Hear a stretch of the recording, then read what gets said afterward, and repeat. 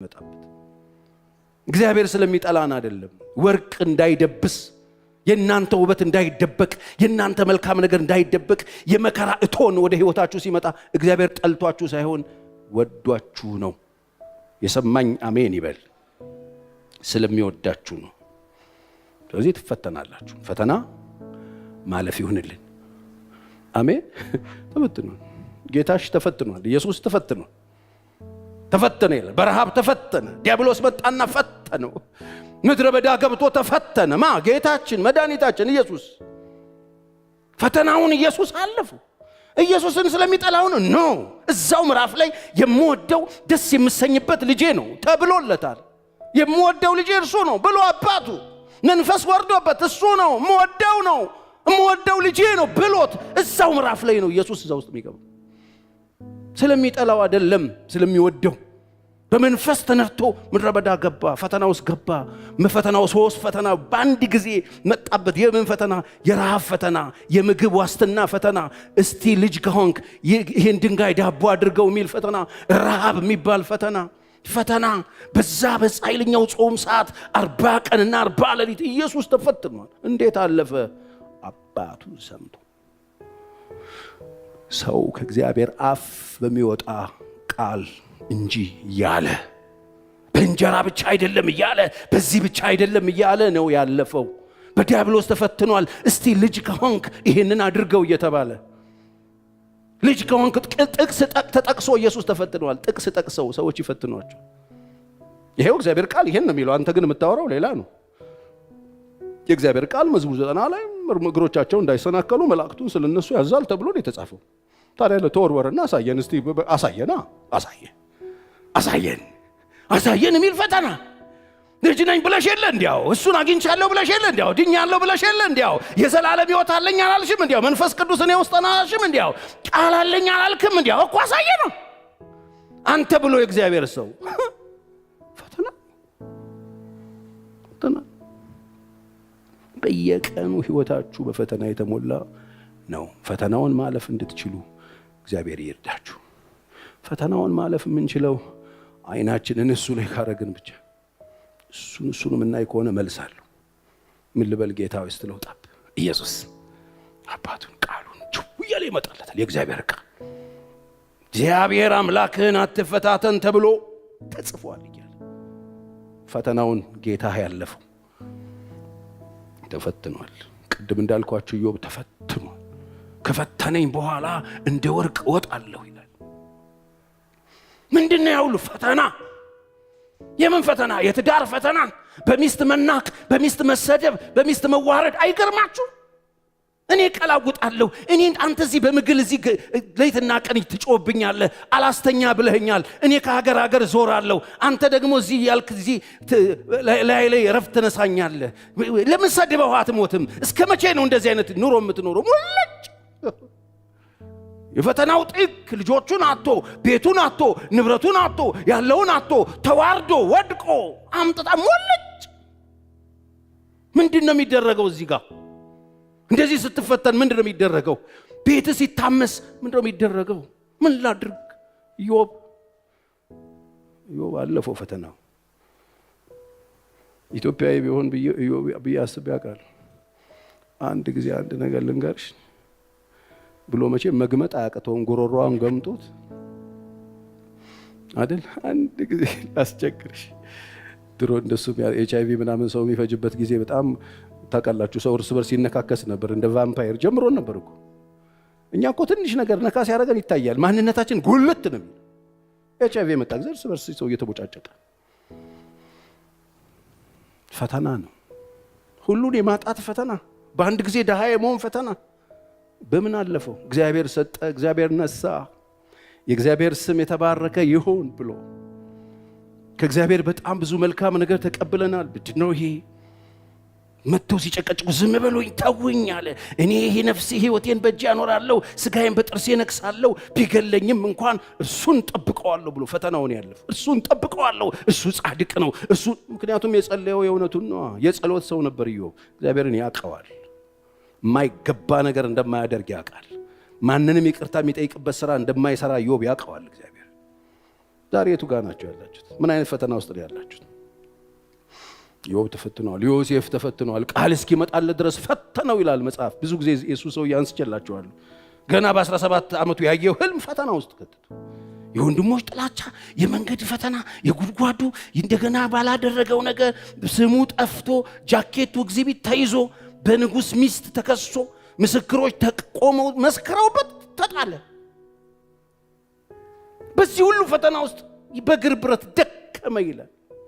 ተፈተነ። ወገኖች ፈተና አለ። ፈተናውን ማለፍ ይሆንልን። አሜን። እንደ ብር አይደለም ማለት በመከራ እቶን ፈትኛለሁ።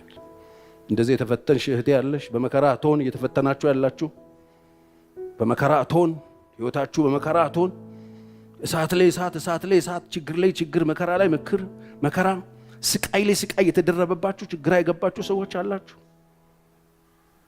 እግዚአብሔር ያወጣችኋል። ከፈተናው ጋር መውጫን ይሰጣል። እዚህ ነው ጌታ ኢየሱስ ክርስቶስ ያ ሁሉ መከራ በደረሰበት ጊዜ ከፊት ለፊቱ ያለውን ደስታ ያሰበ በመስቀል ታገሰ ይላል። ያ መከራ ታገሰ፣ ያሰበ ታገሰ።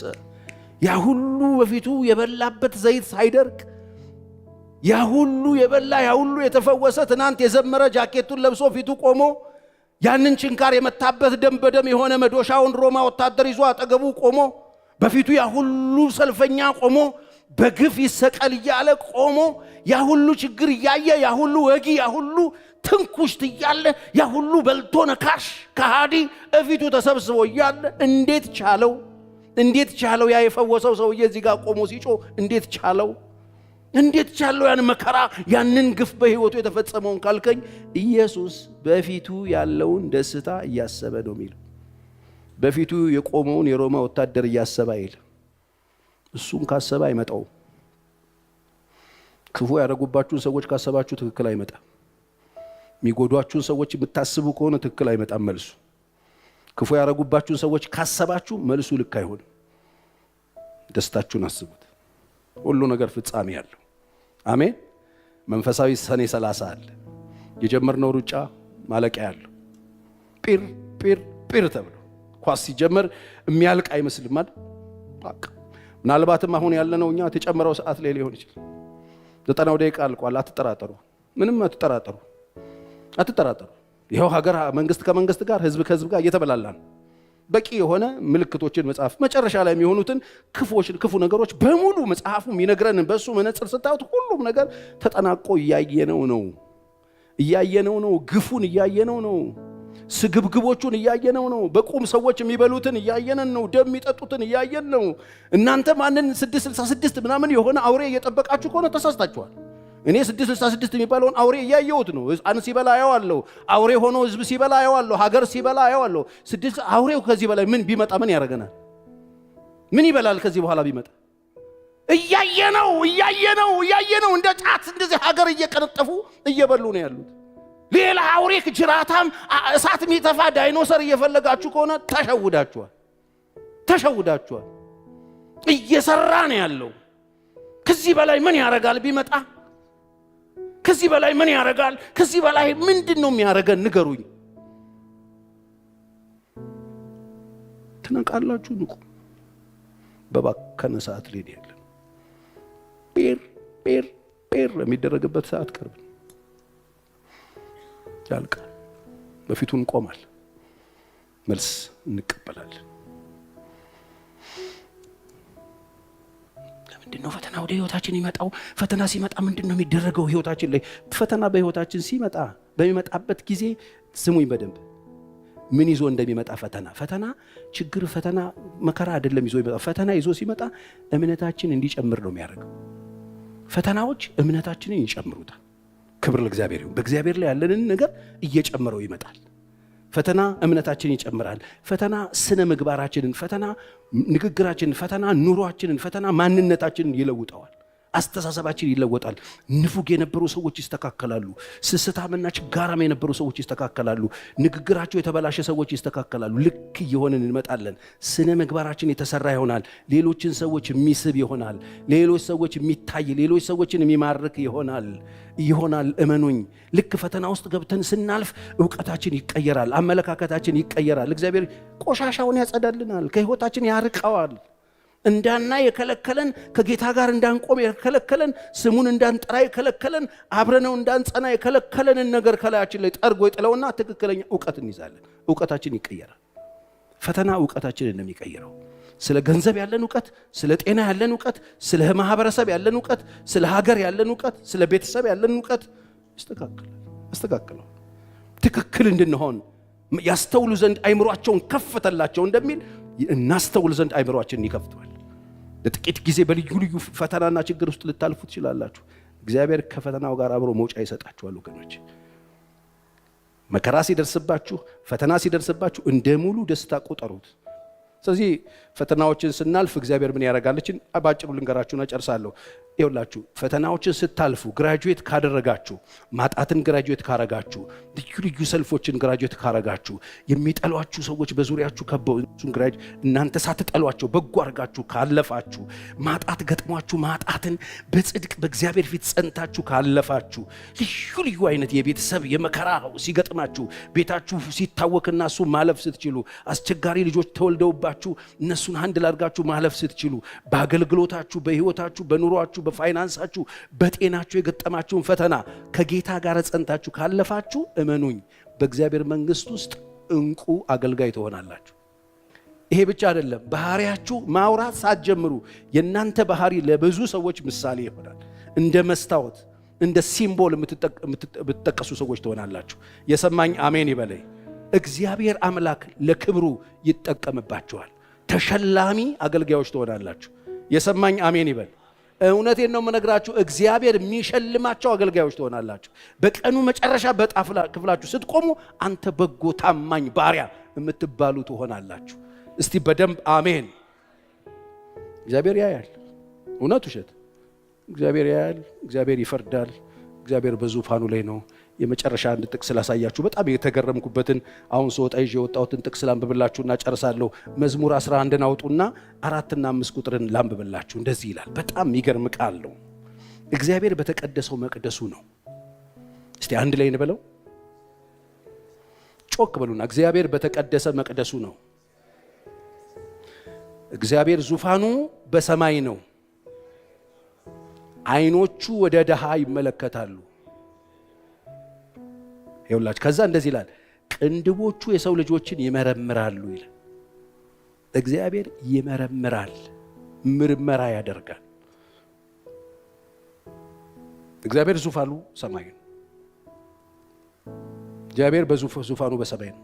አይኖቹ ወደ ድሃ ይመለከታሉ። እኔን አያየኝ የምትሉ ሰዎች አላችሁ። የኔን ፈተና ያየዋል። አሁን የማልፍበትን ያየዋል። እኔ እኮ ጾታዊ ፈተና ነው ያለብኝ፣ ችግር ነው ያለብኝ፣ ያየዋል። እኔ እኮ ያለቃ ፈተና ነው ያየዋል። እንደ ዮሴፍ አዎ ያየዋል።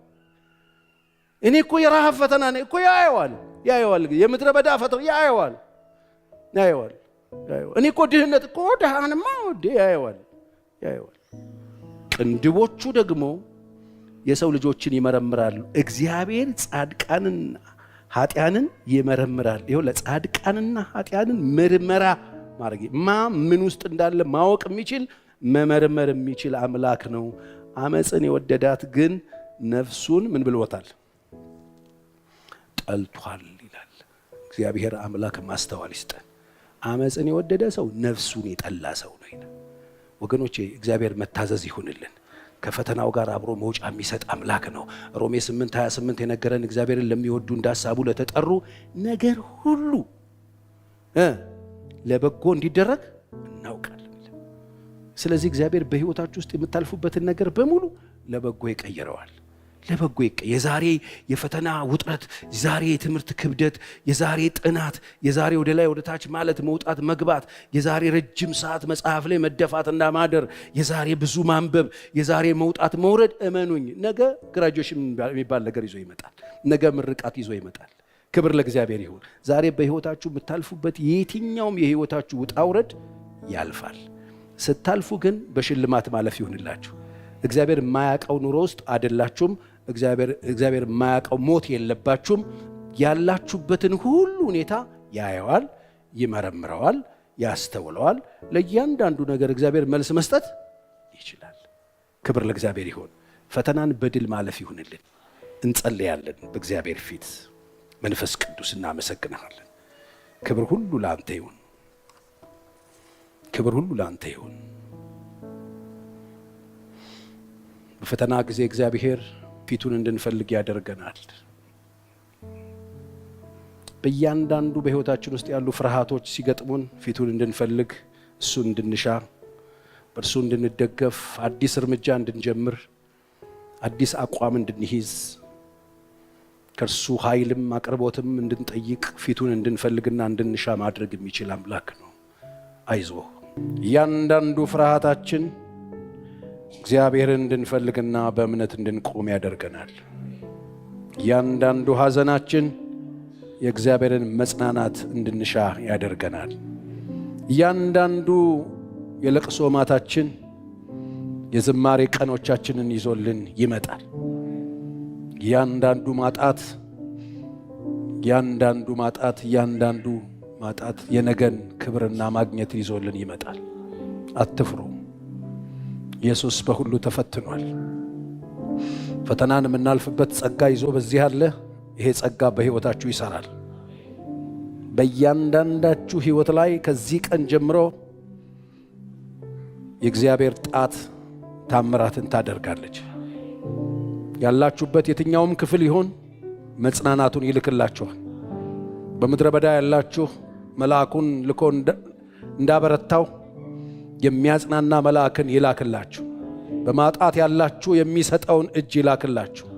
በሕመም ያላችሁ የሚፈውሰውን ጣት ይላክላችሁ።